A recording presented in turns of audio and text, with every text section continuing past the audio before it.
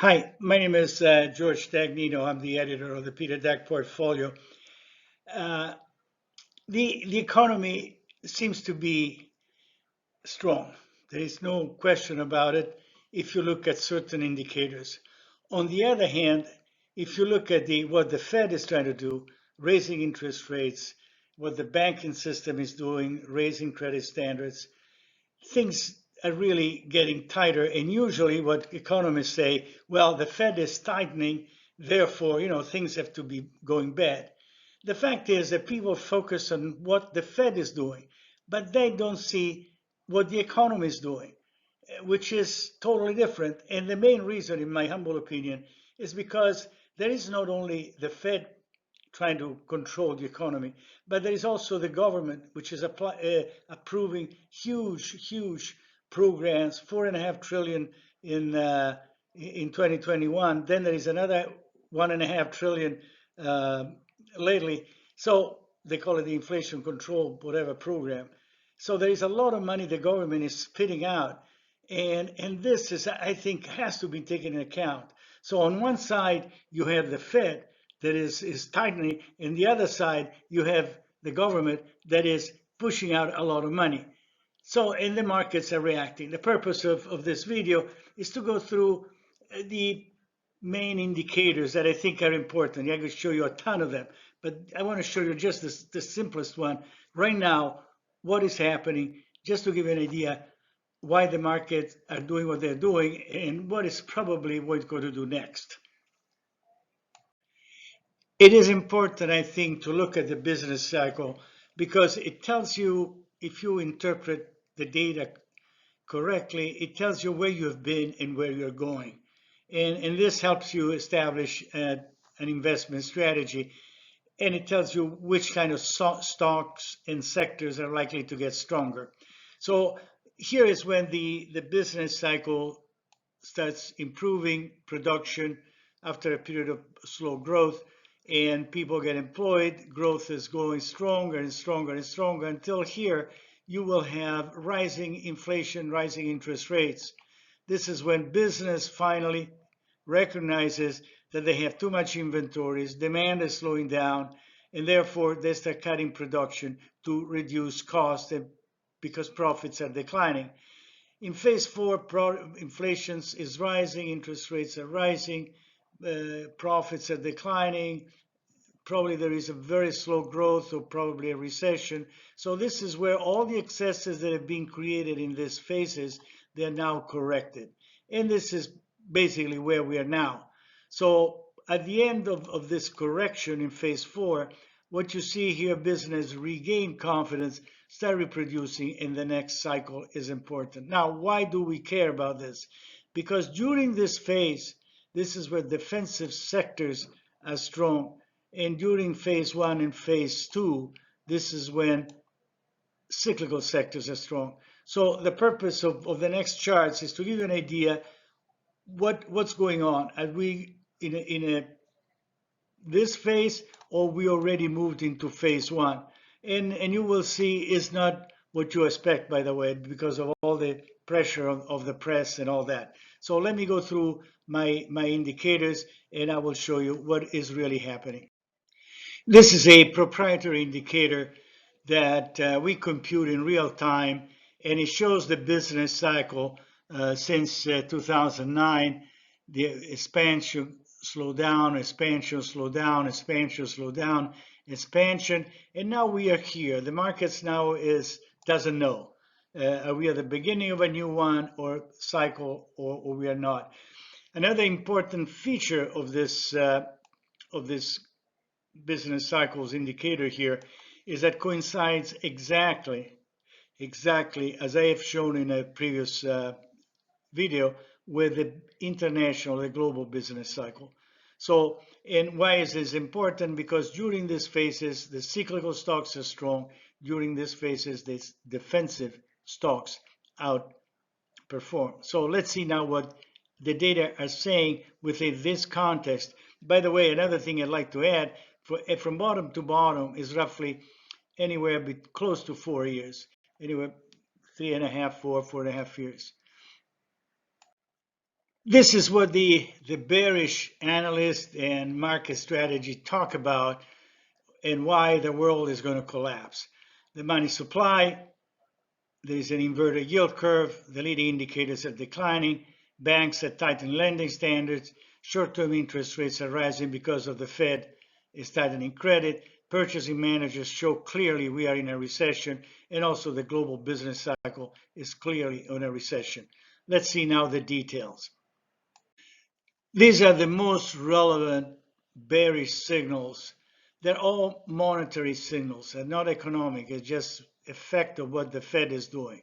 And the bottom line is that the money supply and the red line is the yield curve, that is the difference between the 2 and the 10, are really sinking to levels rarely seen in history. This means that monetary conditions are very, very tight, and historically, this is a bearish signals, and that's what the bearish analysts are really using to say that the world is really going to collapse. Another important trend that has been discussed by the bearish analyst is that profits, this is profits after inflation, have been declining. Clearly, when the business doesn't make money, you know that there are tough times ahead because they're going to start cutting until they make money again.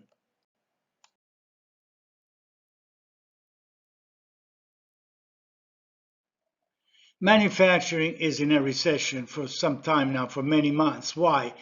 Because the red line is inventories and the blue line is sales. When sales grow less than inventory, manufacturing has to cut production. And this is why what you're seeing in the statistics about employment, working hours, and so on. So as long as sales are declining, manufacturing is going to cut inventory, cut production, cut purchases of raw materials, cut borrowing, cut employment hiring, and be in a very defensive. Again, this is a very important item in the bearish argument. Last but not least is the global situation. China is going nowhere. The great reopening, I always said they're not going to go anywhere. Why? Because it's a dictatorship. And economies don't grow just because you tell them to grow. You grow because there is an animal spirit that wants to do something new, to be produced and to buy and so on. Another case in point, which is very serious, much more serious than China, is what's happening in Europe. And as you can see, the purchasing manager index is in the deep recession level. So manufacturing, great economies like Germany, Italy, France, they're all in the low 40s. Austria is below 40. So these are very, very negative data. And Europe is 20-25% of the global economy. When you have a 20-25% of the global economy in contraction, and you have China, which is the other 20% doing nothing, and we are slowing down, this is another feather in the bearish cap that says, hey, be careful because there are rough times ahead. And this probably, they might be right, but let's see now the positive forces. What we have seen before is two basic things. One, the Fed is really tightening, and this is very negative. And the other thing that is negative is the fact manufacturing is in recession because they overbuilt during the great stimulus that the governments and the Fed have done because of the pandemic. So now let's see what are the positive forces that are acting out there that they seem to be doing all sorts of good things. Real income and spending after inflation, income and spending after inflation are growing. They're expanding. We have very strong housing starts, very strong auto sales, very rising wages after inflation. And then also I'm going to look at stock sectors and let's see what the market is telling.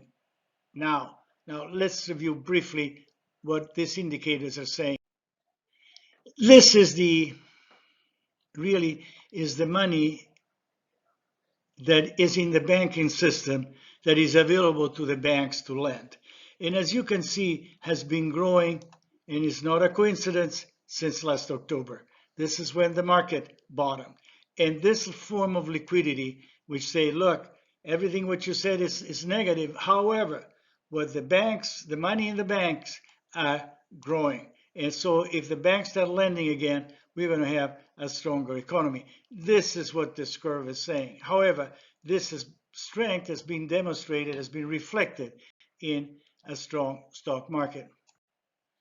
The most important effect of declining inflation is that real earnings now have been expanding. This is the growth in real earnings. Here they've been contracting, but now look, they're expanding. And again, since when they start expanding? Since the fourth quarter of 2022. So not only you have the money is more available, but you also have people are making more money after inflation.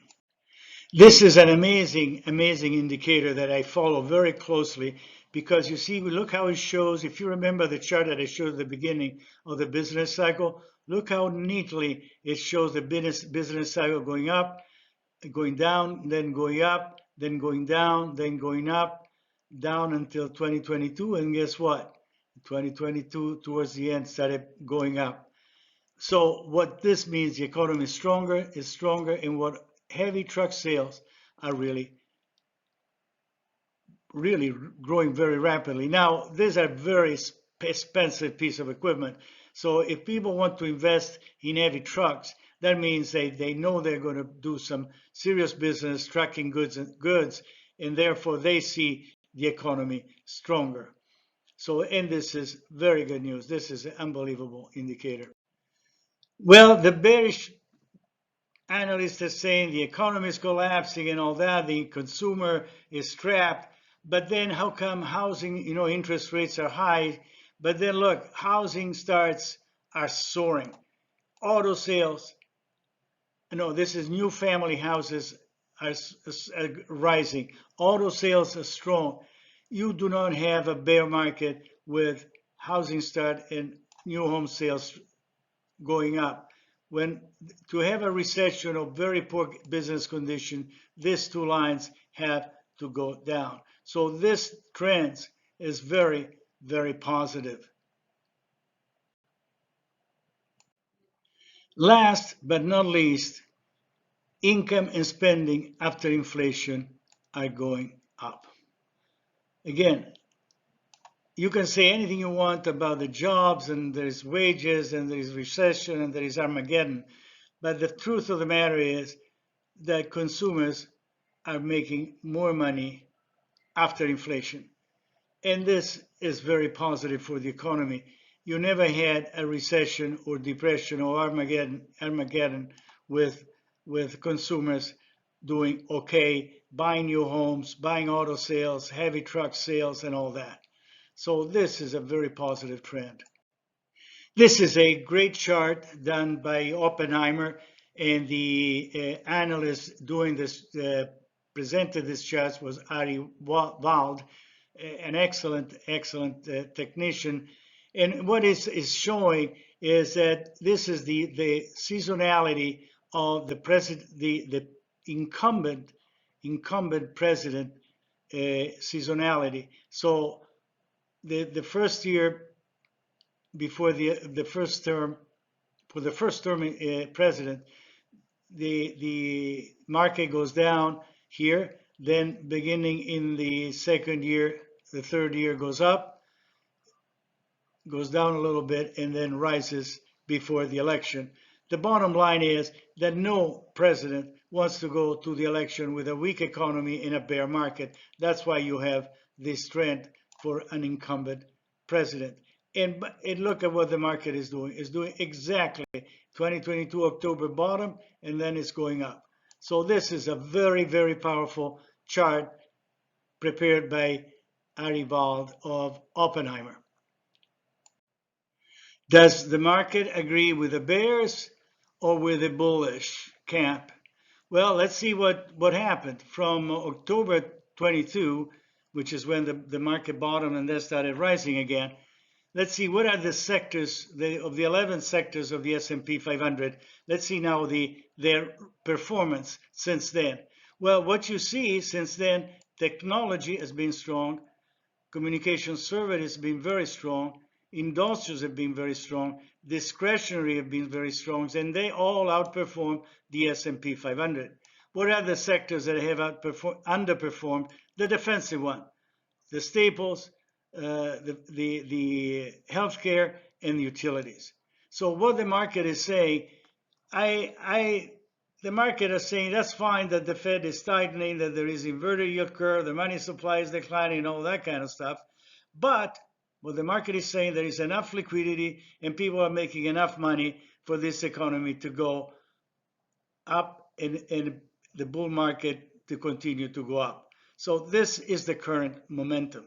So we'll have to see now when the turning point happens, and I will be updating you on that. And by the way, please do subscribe to this video because it helps my ego, I guess. Okay. I publish the Peter Dag Portfolio Strategy Management. If you are not know what it's about, you can have a free subscriptions and peruse all my previous publications.